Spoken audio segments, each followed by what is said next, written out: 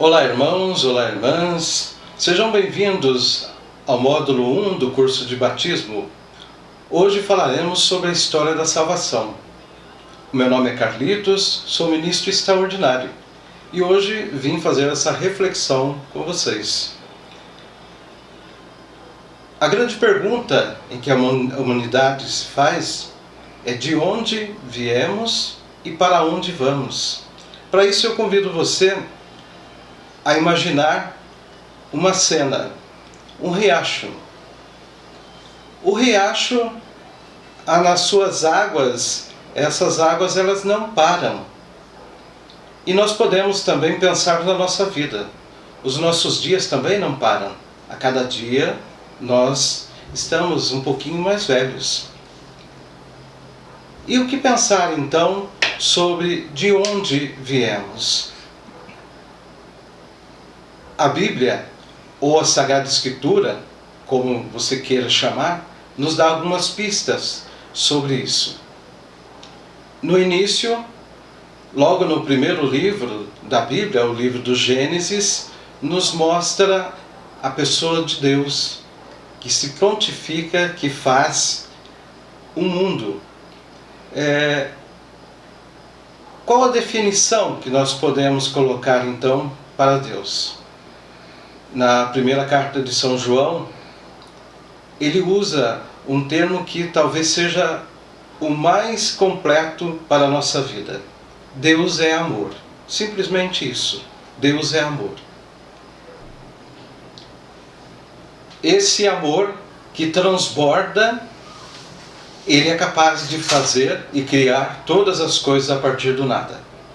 Então Deus cria o céu, Deus cria a terra, Deus cria as águas, Deus cria a terra, Deus cria os animais, as plantas.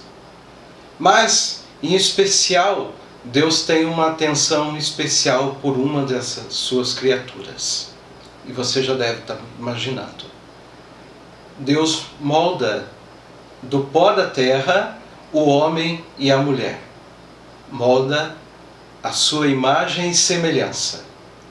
E neles Deus sopra o seu hálito divino para que eles tivessem vida.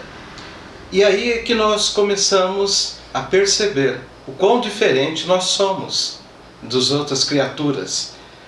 Esse hálito divino, essa essência divina é que nos faz diferentes de todas as outras criaturas. Quando nós olhamos lá ainda no primeiro livro da Bíblia, o Gênesis, olhamos como era a vida de Adão e Eva, nós percebemos que eles eram pessoas felizes, porque viviam junto do seu Deus, do seu Criador, tinham intimidade com Ele. E nós? Essa é a nossa pergunta hoje. De onde nós viemos? Eu posso dizer para você, com muita certeza no coração, de que nós viemos também do amor de Deus.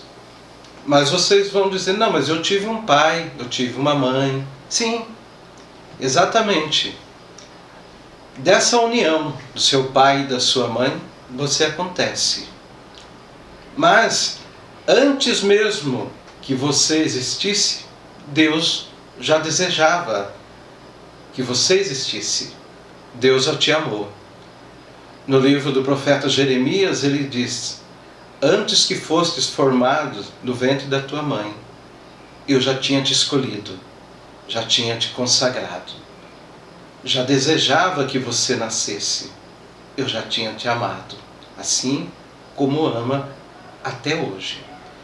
Você foi extremamente amado naquele momento, quando da união do seu pai e da sua mãe você aconteceu. Naquele momento, Deus estava ali, no santuário, no sacrário inviolável, que é o ventre da sua mãe. Deus estava ali assistindo de camarote. Deus estava ali presente. Deus estava ali desejando que você acontecesse. E quando você aconteceu, foi uma explosão de alegria, uma alegria infinita, aonde Deus envolveu o seu ser nos seus braços e ali Ele apresentou você para os anjos do céu. E nós podemos pensar que Ele usou as mesmas palavras que Ele usou lá no batismo de Jesus no Rio Jordão, quando foi batizado por São João Batista. Ele olha para você e mostra para os anjos: este é o meu filho muito amado, esta é a minha filha muito amada, no qual eu coloco todo o meu amor. Então você foi amado, você foi escolhido, você foi consagrado desde o ventre da sua mãe. E é por isso que a igreja não aceita, nunca aceitou e nunca vai aceitar que este sacrário, que este santuário da vida, que é o ventre da sua mãe, seja violado por qualquer razão. E aqui ainda eu quero fazer um parênteses. Você pode pensar assim, mas eu não quero dizer sobre a minha concepção, mas ela não foi às vezes assim tão santa, não foi assim às vezes tão correta, talvez não existiu amor. Pode ter acontecido várias coisas naquele momento que não fossem tão certas, tão corretas, mas isso não tira o mérito da questão, porque o mais importante estava ali, era a presença de Deus. Deus estava naquele momento e é Ele a figura mais importante naquele momento a seu lado. Não importa a situação que isso aconteceu, não importa a situação, se ela foi traumática, se ela não foi traumática, não importa. O que importa é que você aconteceu e Deus desejou que você acontecesse. Nós olhamos então e voltamos para a figura dos nossos pais Adão e Eva. Eles no paraíso viviam em extrema intimidade com Deus. Eles eram felizes ao lado de Deus. Mas nós somos criaturas, nós não somos como Deus. Nós erramos, nós falhamos. E essa falha que Adão e Eva fizeram lá no paraíso, essa desobediência a Deus, acarretou numa série de consequências. Eles permitiram que o mal entrasse no mundo. E quais são os frutos do mal? As guerras, a fome, a pobreza, as doenças, o medo, as dificuldades da vida, são consequências do pecado. Deus olha para essa situação e Ele compreende essa situação. Ele sabe que você e eu somos falhos. E é por isso que desde aquele momento da criação, Deus já começa a planejar uma maneira de nos trazer de volta a felicidade de estar junto com Ele, de ter essa intimidade, essa amizade novamente com Ele.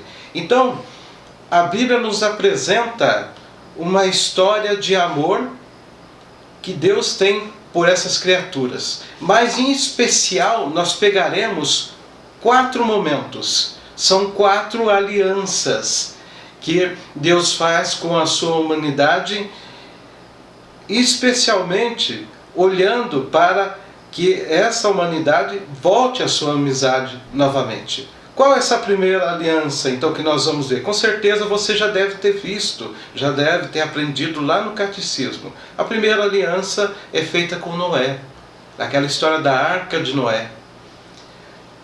O mundo se afasta de Deus e, afastando de Deus, as coisas más começam a acontecer e Deus vê que não tem mais jeito, é preciso recomeçar novamente. É preciso destruir o mundo e novamente começar a história da humanidade. Só que ao mesmo tempo, Deus percebe que ali, no meio daquelas pessoas que não eram tão boas, existe uma família boa, a família de Noé.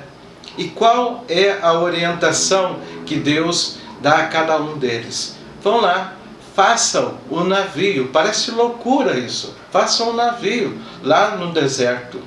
E eles acreditam na palavra de Deus. Constroem um navio, constroem a arca e entram nessa arca. E eles são salvos porque acreditaram nas palavras de Deus. Por 40 dias e 40 noites, o dilúvio varre a terra. Lava a terra para que ela começasse novamente. Mas aqueles que estavam protegidos na arca se salvaram. E nós podemos atribuir essa imagem hoje à igreja. A arca de hoje é a igreja. Aqui fica para você uma mensagem, né? Uma dica muito boa dessa primeira aliança. Faça parte da igreja. Esteja protegido nessa arca que é a igreja, e você conseguirá passar muito bem pelos dilúvios da vida.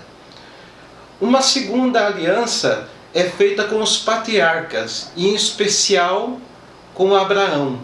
Você deve se lembrar do Abraão. Abraão foi aquele patriarca que Deus tira ele da sua terra, o leva para um novo local, ali ele constitui a sua família e num certo momento, ele, para provar a sua fé a Deus, ele resolve sacrificar o seu filho único, Isaque. Mas nós sabemos que o nosso Deus, ele é um Deus da vida e não um Deus da morte. Então ele não permite que Abraão sacrifique o seu filho. Mas ele reconhece esse esforço, o esforço de Abraão, e ele abençoa aquele povo que nasce a partir de Abraão. Ele diz: eu vou abençoar a tua descendência. Essa descendência dá origem ao povo de Israel, a todo o povo de Israel, inclusive a nós que acreditamos em Deus. Nós somos abençoados, então, por essa aliança.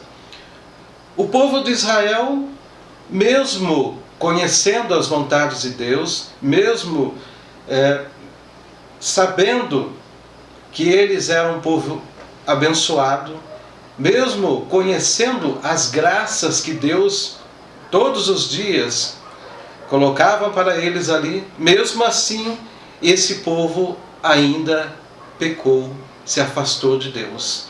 E qual foi a consequência do pecado deles? Eles foram escravizados por um país forte, um país estranho, um país que quis dominá-los, o Egito.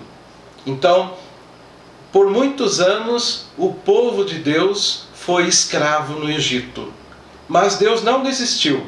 Deus colocou uma pessoa, essa pessoa chamada de Moisés, o enviado de Deus, foi e lá conversou com o faraó, tentou livrar o povo, mas o faraó não aceitou. O pecado, o dominador, ele quer sempre estar com o povo na sua mão.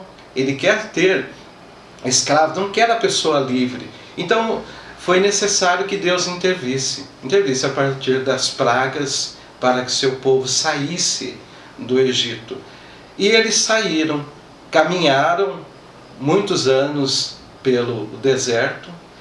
Deus fez maravilhas para que eles compreendessem a sua bondade, o seu amor para com eles. Ele abre o Mar Vermelho para que eles passem de pés enxutos por aquele mar, e eles continuam a sua caminhada rumo à Terra Prometida. Mas mesmo com toda essa experiência de amor que Deus tem por cada um deles, ainda assim também eles ainda erram, se afastam outra vez de Deus. E Deus compreende que é necessário dar a eles algumas normas. Então são dadas a eles os 10 mandamentos, que você também deve se lembrar lá da sua catequese. Esses 10 mandamentos são um pouco mal compreendidos, porque muitas pessoas acham que é proibição, que é lei, mas nós não podemos ver isso dessa forma. O que são esses mandamentos? Eles são sinais, são ajudas para que nós possamos viver e viver bem essa nossa vida. Eu gosto de comparar os 10 mandamentos às placas de sinalização de trânsito. Quando nós andamos aí pelas ruas, pelas estradas, muitas vezes nós não conhecemos bem o caminho. Então as placas de trânsito, elas nos advertem que aquele local é perigoso, qual a velocidade correta que nós devemos caminhar, nos avisam de alguns perigos. Olha, um perigo à frente, uma curva mais perigosa à frente, use o freio, teste o freio. Essas placas, elas são para nós importantes, assim também como os 10 mandamentos são importantes para a nossa vida. As placas de trânsito nos ajudam no trânsito, os mandamentos de Deus nos ajudam na nossa vida de fé. Essa é a terceira aliança. E nós vamos ver ainda uma quarta aliança, que se inicia com os profetas. Quem são esses profetas? Os profetas são pessoas do meio do povo que falam de Deus, que ensinam as pessoas sobre as coisas que Deus quer se revelar a eles.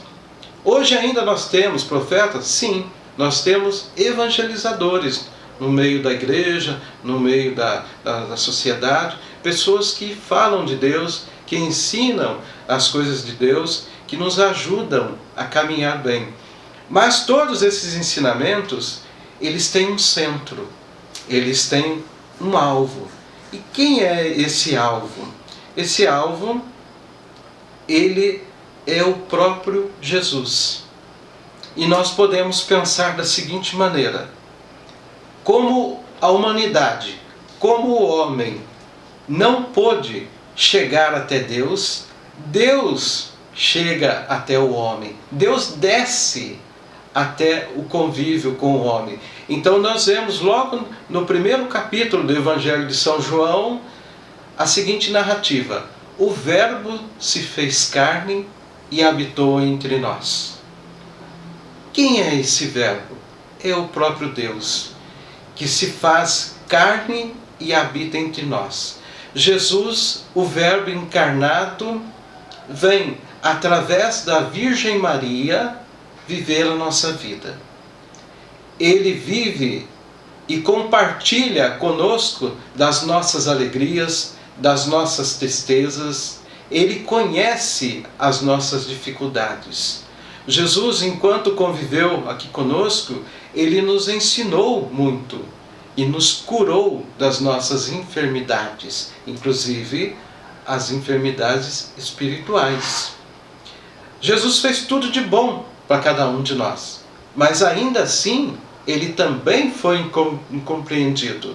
Nós vemos que Jesus foi entregue por aqueles que estavam juntos com ele, ele foi condenado, ele foi flagelado, ele foi crucificado e Jesus morre na cruz. Morre na cruz para poder apagar os nossos pecados. Sim, o seu pecado e o meu pecado. Naquela morte de cruz, Jesus se lembrava de todos os seus filhos, inclusive de você e eu, nós. Lembrando um pouco da primeira aliança lá da Arca de Noé, nós vemos que o dilúvio lavou a terra para começar de novo. Na cruz, o sangue de Cristo lava a terra dos seus pecados, para que daí sim nascesse dali da cruz um homem novo, uma mulher nova, nova na fé, novo na fé, perseverantes. Cristo morreu, mas e daí? Acabou então a história da salvação? Não, a história da salvação ainda continua. Jesus, ele ressuscita, ele como Deus, ele consegue vencer a morte e, mais do que isso, ele abre caminho para que você e eu possamos também vencermos essa morte. Então, a nossa história não termina ali na morte, ela está para além da morte.